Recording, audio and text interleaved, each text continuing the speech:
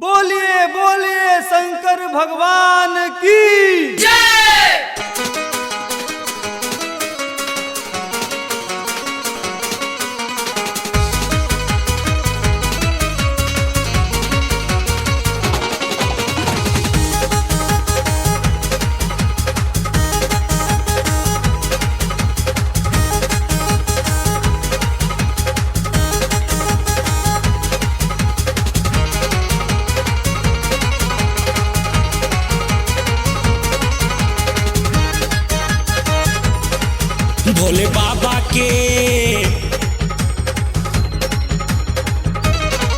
भोले बाबा के नाम ले ले मिट जाई कष्ट, पी के चीलम हो जाम काहे करे ले अपन समैया नष्ट, पी के चीलम हो जा मस्त।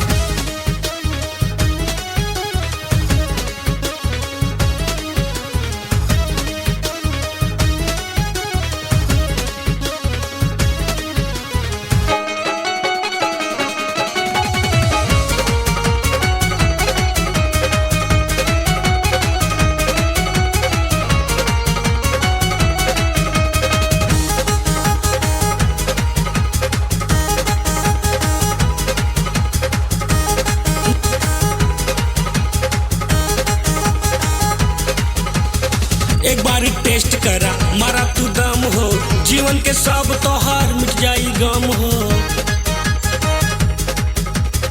एक बार टेस्ट करा मारा तू दम हो, जीवन के सब तोहार मिट जाई गम हो।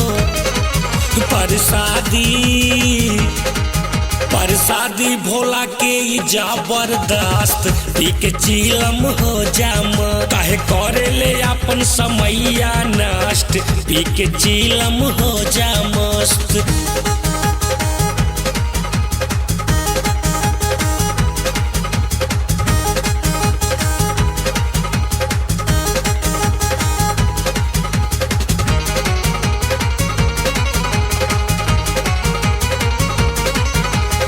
गैया तो राजन के डोलाता होले होले, पी के भी रतन राज कहेला भोले भोले।